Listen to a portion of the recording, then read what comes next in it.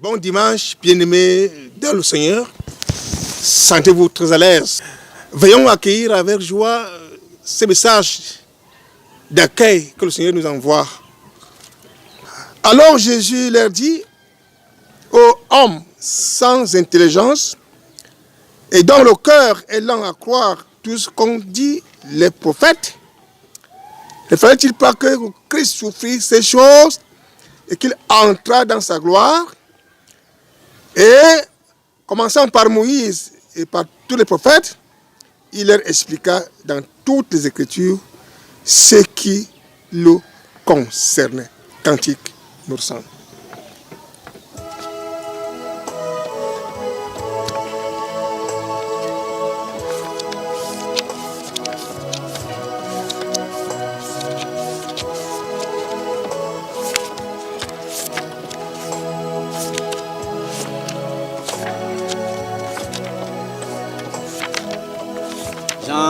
J'entends ta douce voix, Jésus, je viens à toi, je viens, ô Sauveur, lave-moi, dans le sang de ta croix.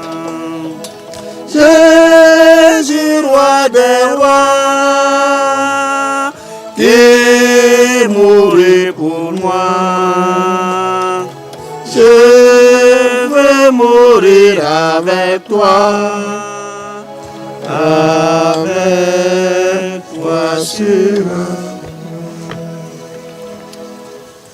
Seigneur Jésus, notre roi, divin berger, tes brebis te rendent infiniment grâce en ce jour que tu as sanctifié. Tu es source de purification, tu es source de miséricorde. C'est pour ces raisons que nous continuons à implorer ta miséricorde. Parce que nous sommes des hommes. Afin que tu sois apaisé envers nous, que tu nous reprennes ce matin. Père, tu as reçu tout pouvoir dans le ciel et sur la terre. Nous continuons à intercéder pour la paix dans le monde, la paix dans notre patrie. Tu as le pouvoir de faire cesser la guerre jusqu'aux extrémités de la terre, selon ta parole. Viens donc agir pour que la tranquillité soit notre partage. Nous continuons à t'implorer également pour toutes nos autorités, afin que tu sois leur soutien inconditionnel, que tu leur accordes sagesse et intelligence pour bien gouverner. Que tu disposes nos cœurs en ce jour pour que le message que tu as réservé nous transforme davantage. Notre Père qui es aux cieux, que ton nom soit sanctifié, que ton règne vienne, que ta volonté soit faite sur la terre comme au ciel. Donne-nous aujourd'hui notre pain de ce jour. Pardonne nos offenses, comme nous pardonnons aussi à ceux qui nous ont offensés. Et ne nous soumets pas à la tentation, mais délivre-nous du mal. Car c'est à toi qu'appartiennent le règne, la puissance et la gloire pour des siècles et des siècles. Amen. Bon dimanche, bien-aimés dans le Seigneur. Écoutons avec beaucoup d'attention la lecture du grand message que notre Père nous réserve en ce jour. Évangile de Jésus-Christ selon Luc, chapitre 9, versets 28 à 35. Luc, chapitre 9, versets 28 à 35, il est écrit. Environ 8 jours après qu'il eut dit ces paroles, Jésus prit avec lui Pierre, Jean et Jacques, et il monta sur la montagne pour prier. Pendant qu'il priait, l'aspect de son visage changea et son vêtement devint d'une éclatante blancheur. Et voici, 2 hommes s'entretenaient avec lui. C'étaient Moïse et Élie qui, apparaissant dans la gloire, parlaient de son départ qu'il allait accomplir à Jérusalem. Pierre et ses compagnons étaient appesantis par le sommeil, mais s'étant tenus éveillés, ils virent la gloire de Jésus et les 2 hommes qui étaient avec lui. Au moment où ces hommes se séparaient de Jésus, Pierre lui dit, « Maître, il est bon que nous soyons ici.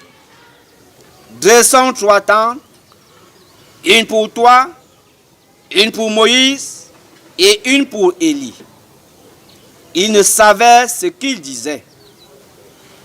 Comme il parlait ainsi, une nuée vint les couvrir. Et les disciples furent saisis de frayeur en les voyant entrer dans la nuée. Et de la nuée sortit une voix qui dit, « Celui-ci est mon fils élu. Écoutez-le. » Bénissons cette parole. Seigneur Jésus, ta parole est esprit et vie. Il n'y a que toi seul pour nous conduire, pour nous instruire, pour nous enseigner. Amen. Amen.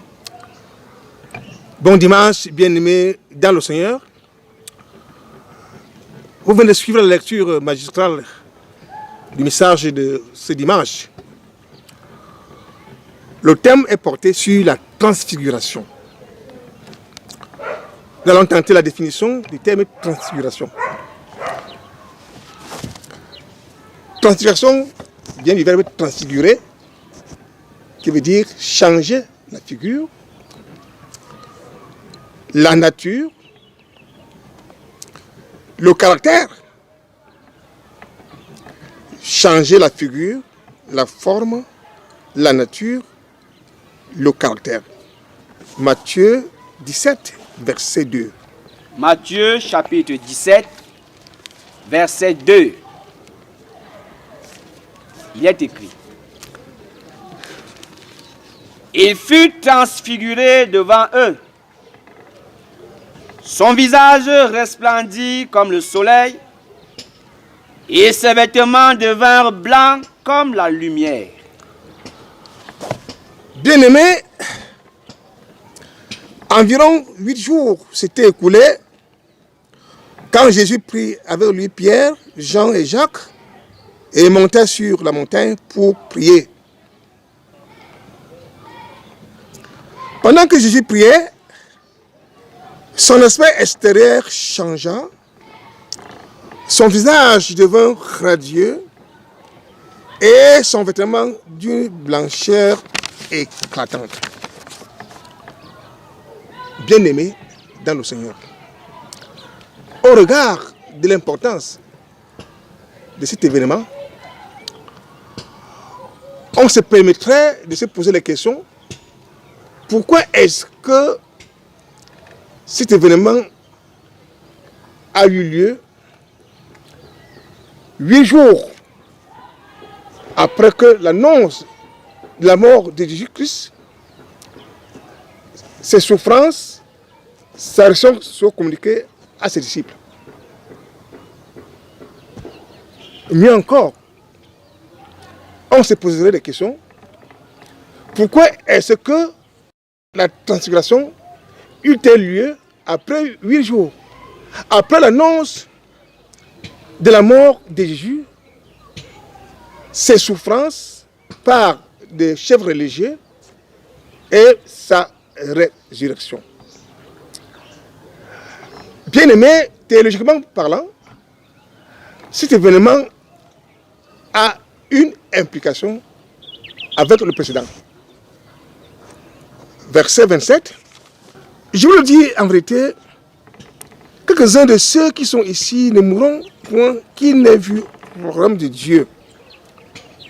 Dans cette vision, à travers cette vision, il est donc question que Jésus montre à ses disciples les réalités du royaume des cieux, jusque-là encore qu'il avait été caché. Bien aimé, quelle est donc l'importance que Jésus assigne à cet événement? On peut également se poser cette question. Quelle est l'importance que Jésus assigne à cet événement? D'abord, Jésus monte sur une montagne avec Pierre, Jacques et Jean pour leur montrer qui il est vraiment. Voilà le premier objectif. Montrer à ses disciples qui il est vraiment. C'est très important. Pas un simple prophète, mais le Fils unique de Dieu. Pour dire qu'il n'est pas un simple prophète, mais le Fils unique de Dieu. Il fallait passer par cette transfiguration pour renchérir la foi de ses disciples,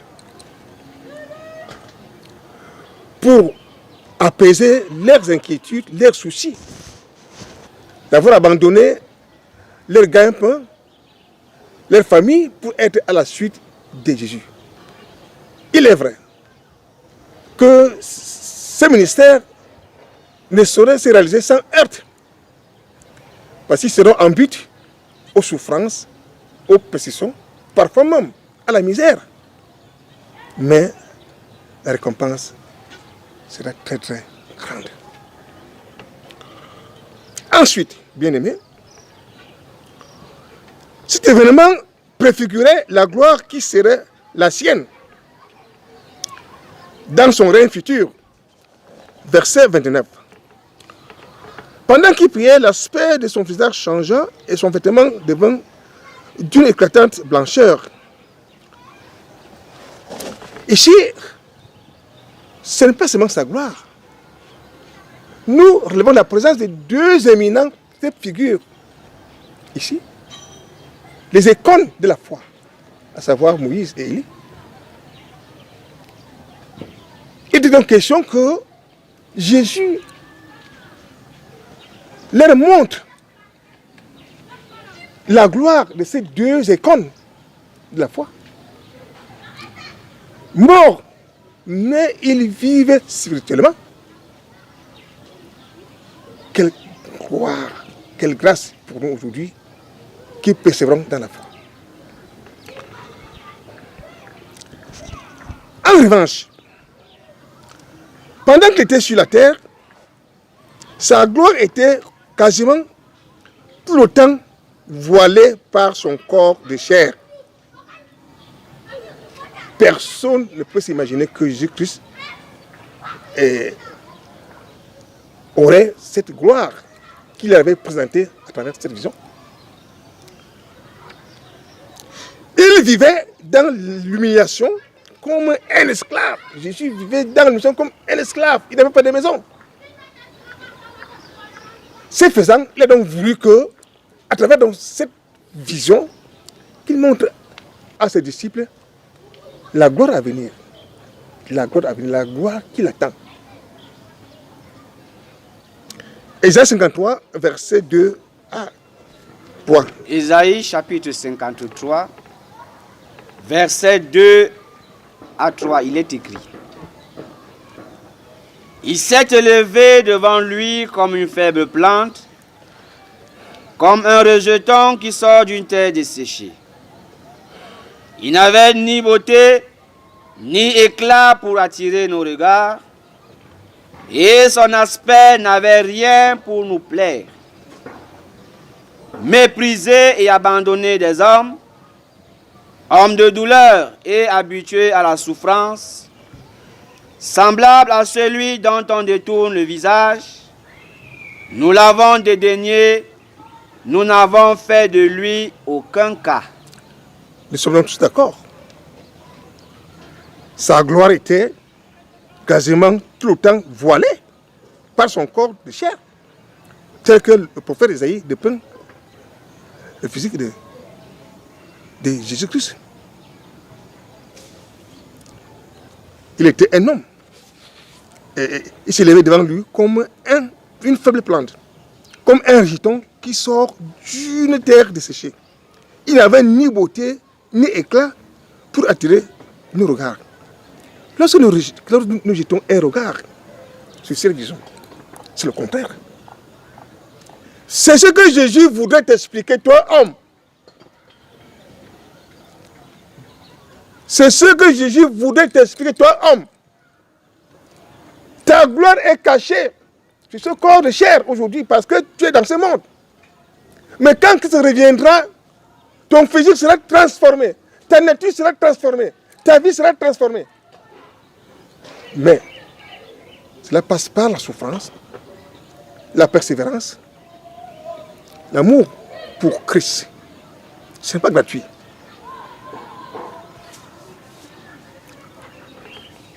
Voilà. Mépriser et abandonner des hommes de douleur, habitués à la souffrance, semblable à celui dont on détourne le visage. Nous l'avons dédaigné, nous n'avons fait de lui aucun cas.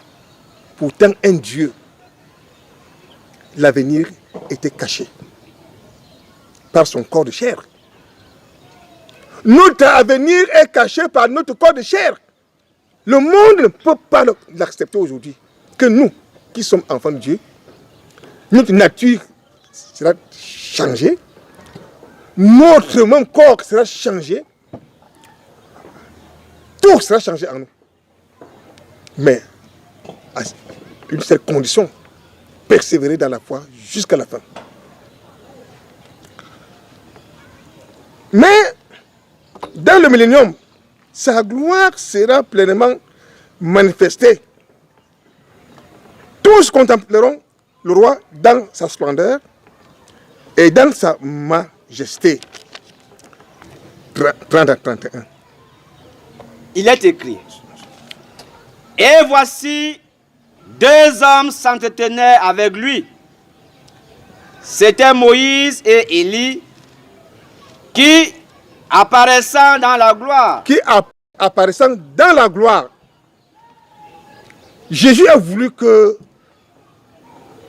ses disciples voient Moïse et Élie apparaissant dans la gloire pour rendre ce témoignage.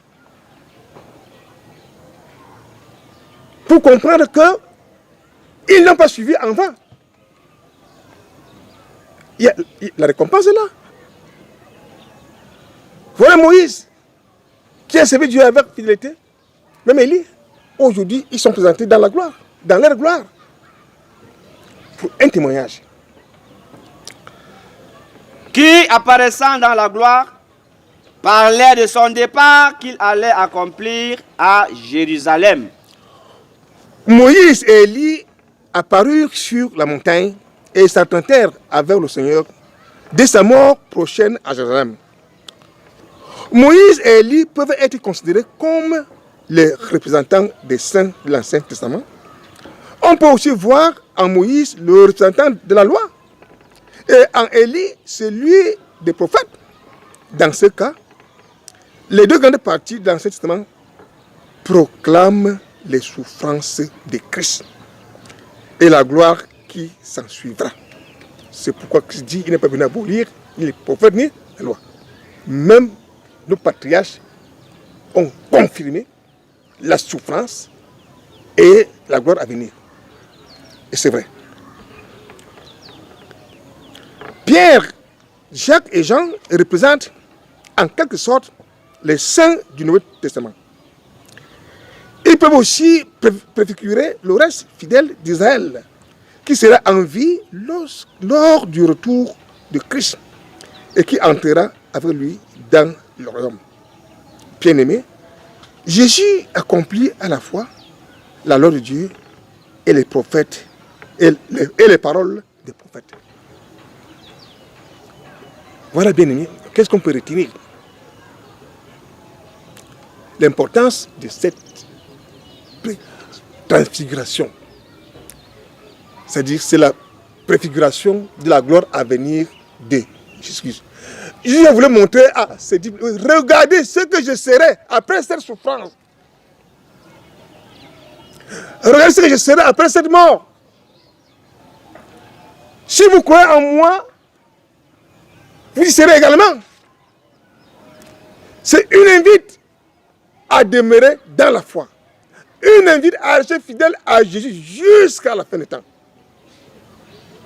Cependant, cette gloire à venir passe par la mort, par la souffrance, par la soumission, l'obéissance. Bien-aimés dans le Seigneur.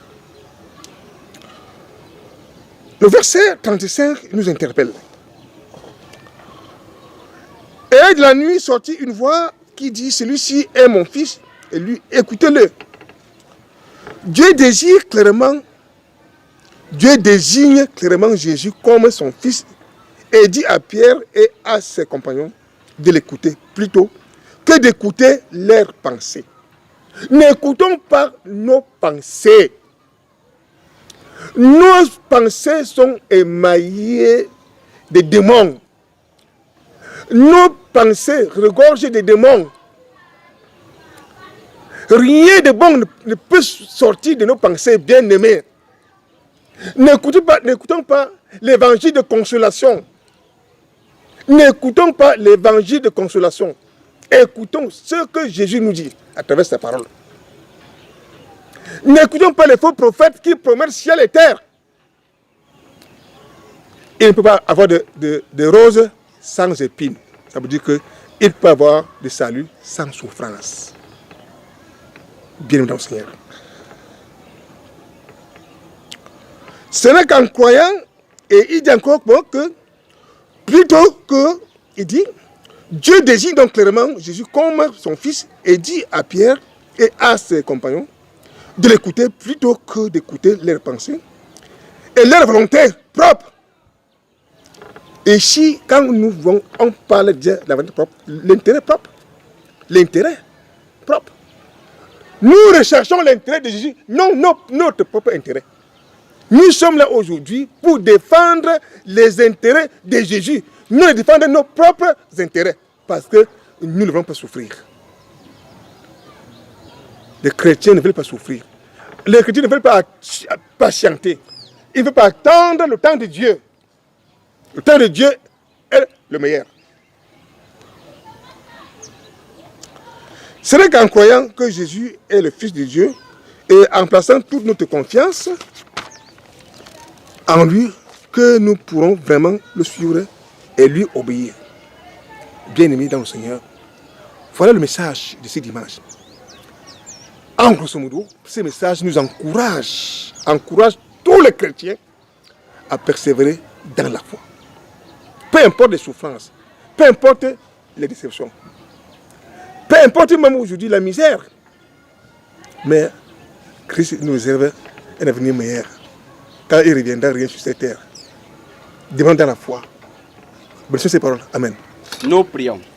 Seigneur Jésus, nous te remercions pour ce message qui nous encourage à garder la foi, qui nous encourage à persévérer dans la foi, peu importe les souffrances, les moqueries, les persécutions et autres difficultés que nous rencontrons au quotidien. À travers ta transfiguration, tu préfigures ta gloire à venir. Cette gloire également qui nous est réservée si nous croyons en toi, si nous nous soumettons à ta volonté, si nous t'écoutons au lieu d'écouter nos pensées aujourd'hui qui sont conduites par Satan. Ô Seigneur, accorde-nous cette grâce de t'écouter pour la vie de nos âmes. Merci pour cette semaine écoulée. Nous te recommandons celle qui va commencer, afin que ta droite soit avec nous, que tu nous gardes, que tu nous protèges avec tous nos membres de famille, par grâce et non par mérite. Nous nous remettons à toi à travers ce merveilleux cantique.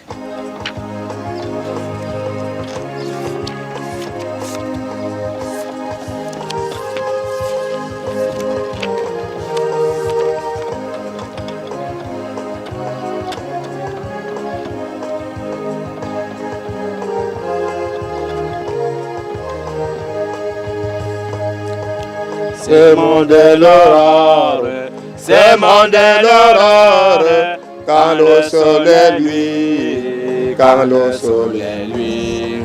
Et c'est mon encore, lorsque vient la nuit, Dieu peut faire éclore la fleur et le fruit. Bon courage amis, bon courage amis, nous irons joyeux, cueillir les épées. Bon courage amis, bon courage amis, nous irons joyeux, cueillir les épées.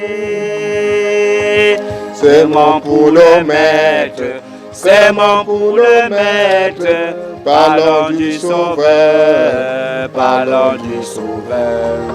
C'est mon cas peut-être, un pauvre pécheur, par nous pour en être, Oh, c'est vrai bonheur, bon courage ami, bon courage ami, nous irons joyeux, cueillir les épis, bon courage ami, bon courage ami, nous irons joyeux, cueillir les épis.